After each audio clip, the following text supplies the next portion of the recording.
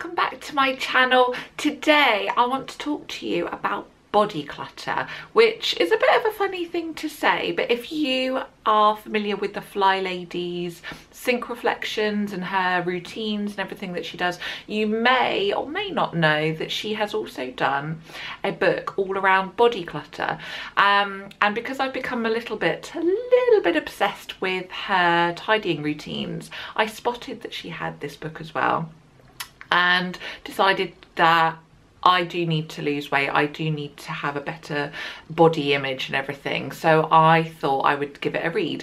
And I'm not even joking.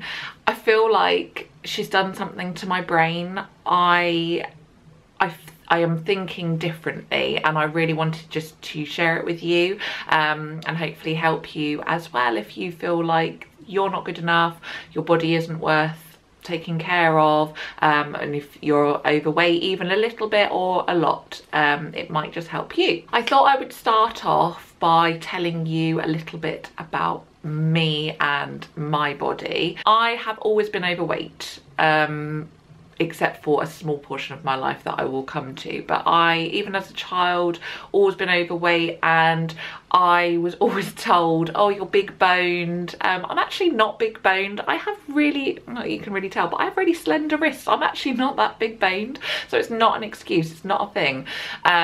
Come from a family of overweight people. Yeah, again, no, they just eat too much too, not a thing.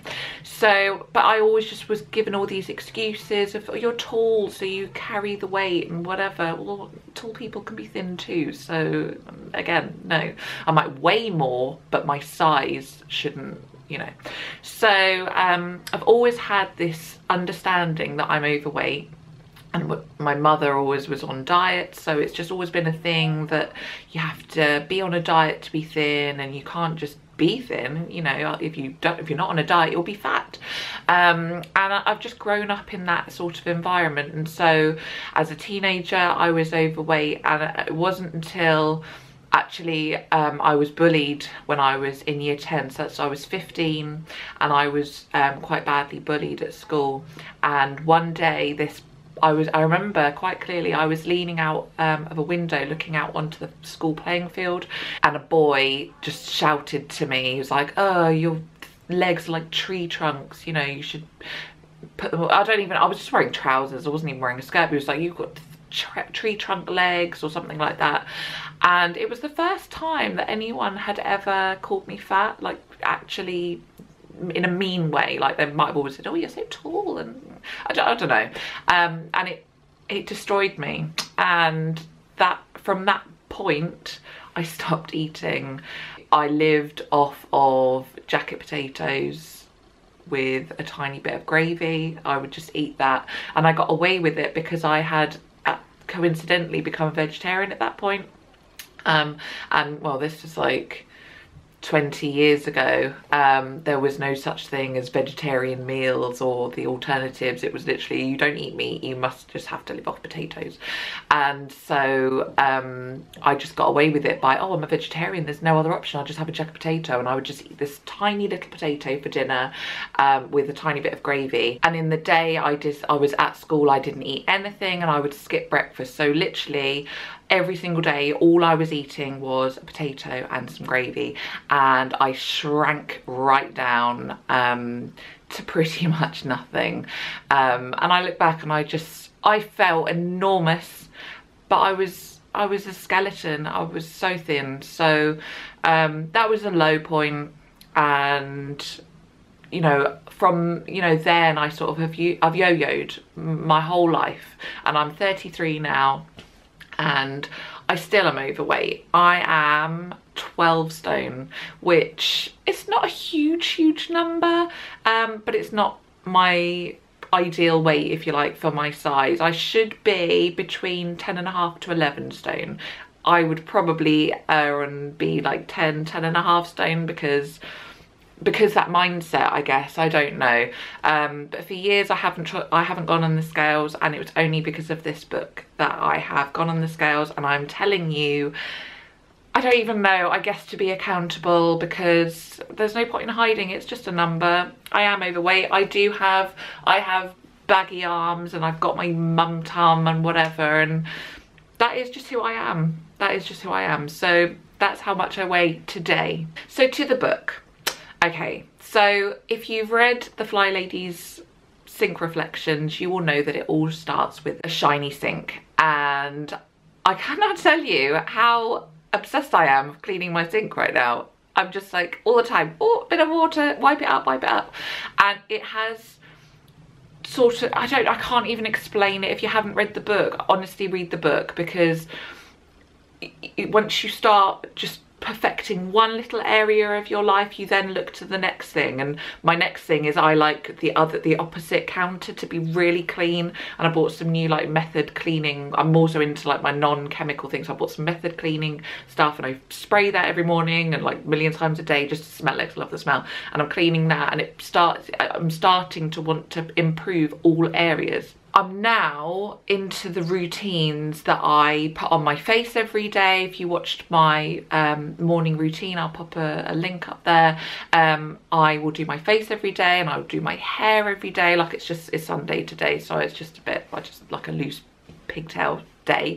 But I'm enjoying looking after myself just within my routines. I am now realizing that I too am worth looking after, and I need to declutter my body and declutter my mind around all the body issues that I have.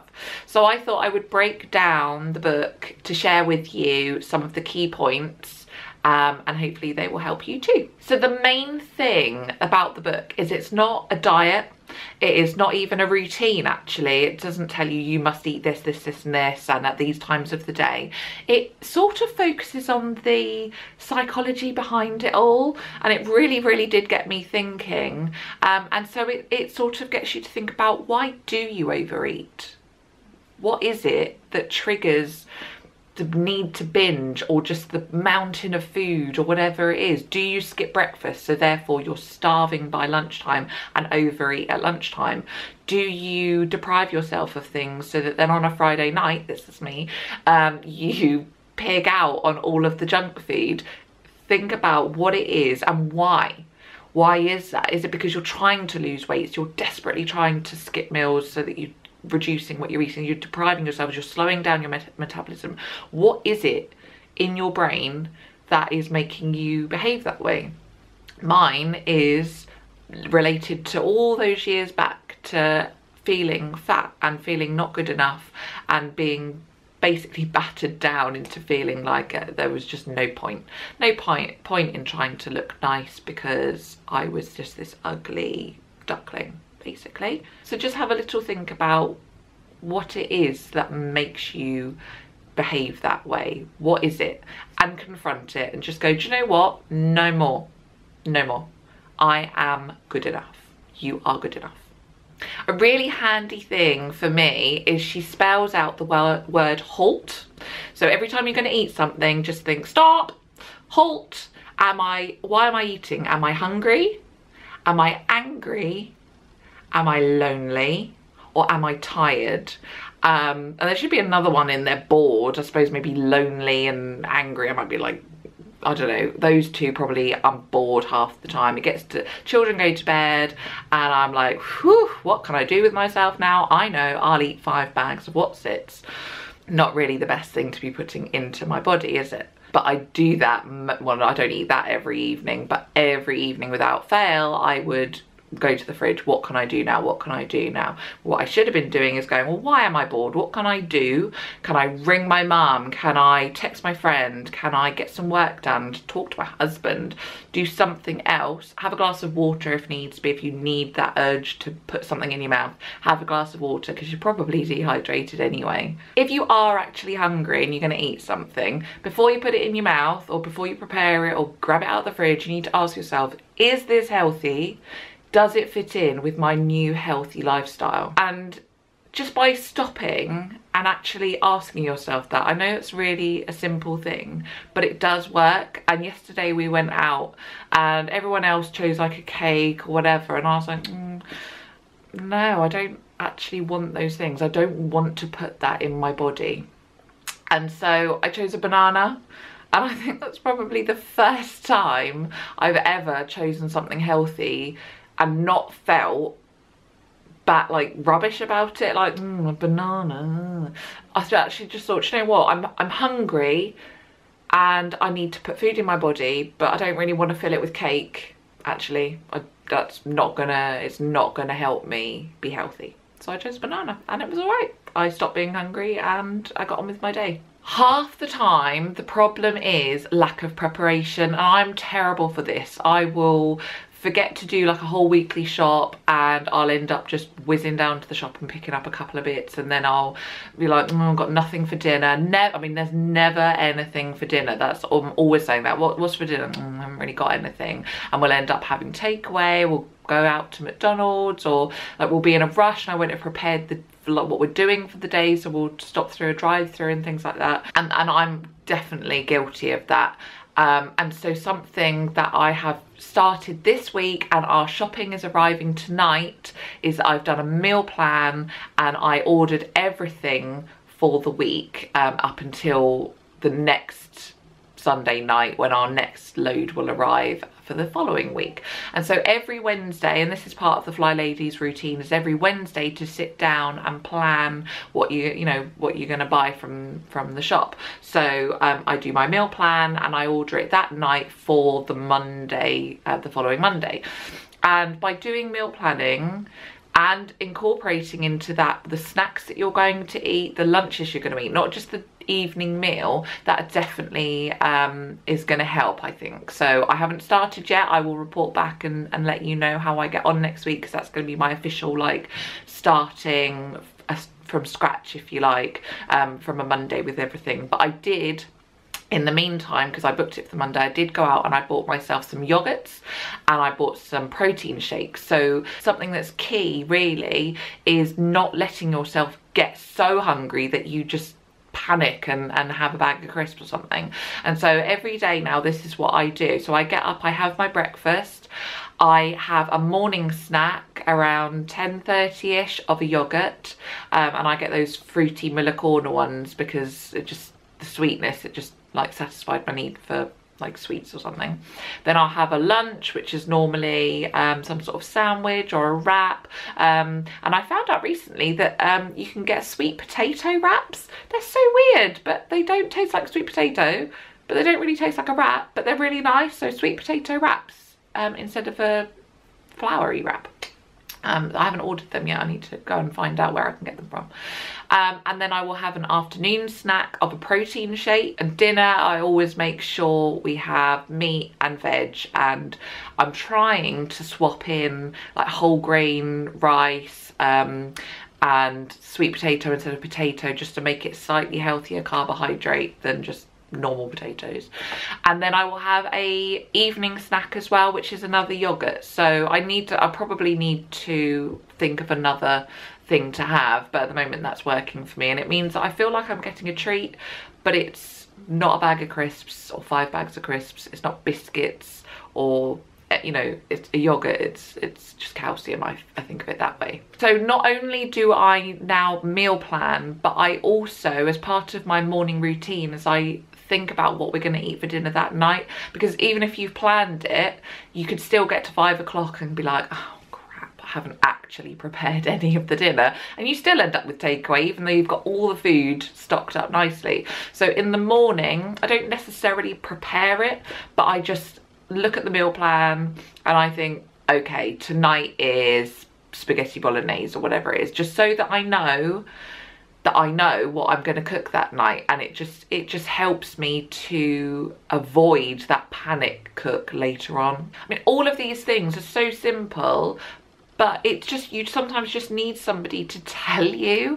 And I definitely feel like now that I've just got into the routine of every morning checking what we're going to eat, planning the meals for the week, and also incorporating snacks, making time to have those snacks, I'm not panic buying, I'm not panic eating, and I'm making better choices because I'm asking myself, why am I actually eating this food? Do I actually need this food? the main lesson from the book really is to accept that you're not perfect. You're not perfect. Nobody is perfect.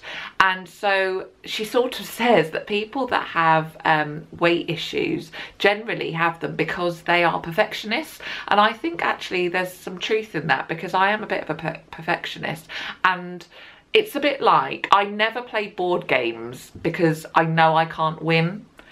And it's the same with the diet. I think, what is the point? I'm going to fail anyway, and so I don't try. So it's a case of stopping the perfection cycle and just accepting, okay, I'm not perfect. That's it. I'm not perfect. And so it doesn't matter if I have a bad day. So, I mean, yes, I chose a banana yesterday for snack, but at lunchtime we went out and there actually wasn't a healthy option.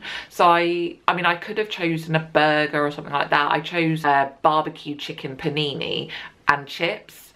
And I could have chosen the salad, I suppose. There was a healthier option, but I wanted the chips. And normally I'd feel really bad about myself, and I'd probably think, oh, I might as well have a pudding as well. Then I'll get a like sticky toffee pudding or chocolate brownie. But I just accepted, you know what, that wasn't the best choice. It's done, it's done. And for the rest of the day I was really good. I had my yogurt for my snack, I had a healthy dinner, and I had my evening snack as well, you know. So I didn't punish myself for making a mistake. It wasn't a mistake, it was just a choice that I could have made a better choice, but I didn't. And at the end of the day, I'm not perfect, so it doesn't matter. And just changing that mindset has just really helped me. And the last few days I have lost a couple of pounds. I haven't even really tried. I've just made better choices and I've planned ahead, so I haven't made terrible choices. And even if I have made a little bit of a bad choice, I don't beat myself up about it and go the whole hog and make a terrible situation out of it all. So yeah, I don't know, hopefully that helps. I know the book has helped me. Like I said, it's not a diet, it's not a plan of any sort. It's more getting to the understanding of why these things happen, and sort of understanding why you do these things and making choices and putting steps in place to stop those things happening. And it's really helped me. But I thought I would just start you off and let you know. And now you know how much I weigh, and I'm gonna come back and let you know how I get on with my meal planning and everything like that. And I might share meal plans with you if that's helpful. Let me know if anything else you'd want me to do. But yeah, that's it for today. So I will see you again soon. Bye.